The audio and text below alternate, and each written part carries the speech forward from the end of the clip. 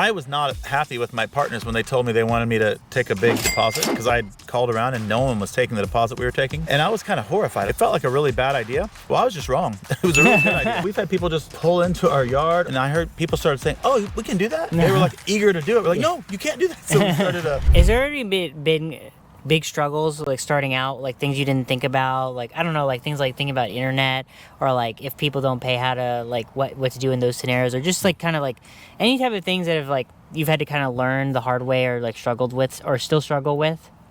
Well, we've kind of touched on it tangentially, but I was not happy with my partners when they told me they wanted me to take a big deposit because I called around and no one was taking the deposit we were taking. Let's just say it's a lot more than the normal $100 or $200. Yeah.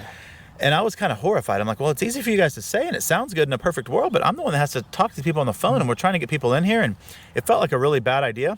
Well, I was just wrong. It was a really good idea. And it saved our butt more than once because someone will be late on rent, and we have a deposit. We have them covered.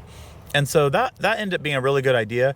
So the result of that is I have not had that much trouble trying to get rent, very little. Most of my people, because we have a high barrier to entrance, and they're working at Tesla or Samsung, most of my people are just great. We've had very little issues. I think that's one of the things you've done well is like, you have the high deposit and you've designed such a good park that people don't want to leave, and then also like it sets a barrier to where like you're gonna have like quality people come by and they're gonna be on their best behavior.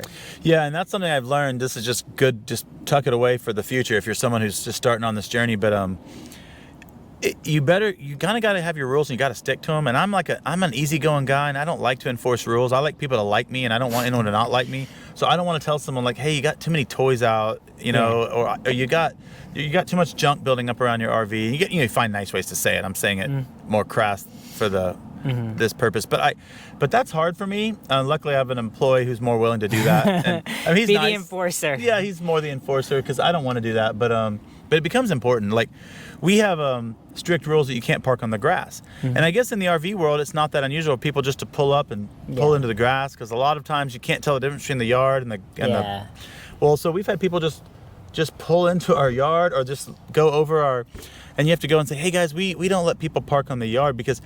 I tell you, we had someone do it, and I heard people started saying, "Oh, we can do that," and they were like eager to do it. We're like, "No, you can't do that." So we started like being really strong on that. I had to tell a lady the other day that had just parked 2 of her tires on the grass, not knowing she was new, just a visitor, and I had to go knock on the RV and say, "Hey, sorry about that, but we need you to, move that over." And she's like, "Oh, I'm so sorry," and because I know how fast people start copying. Bad habits. One thing I've learned is like people will push the limits that you set. So whatever the limits are, they're gonna every now and then they're gonna push it. And if you allow it, then they're just gonna keep taking an inch. Totally. Keep taking inches. Totally. Before you realize that you hit a mile or something. Yeah, and there's certain personalities that are just more driven that way. They're more like, what can I get away with? Yeah. And there's some that are just like, no, I love this park. It's nice, and I want to do my part to keep it nice. And thankfully we have more of those, but you do have a few that push it.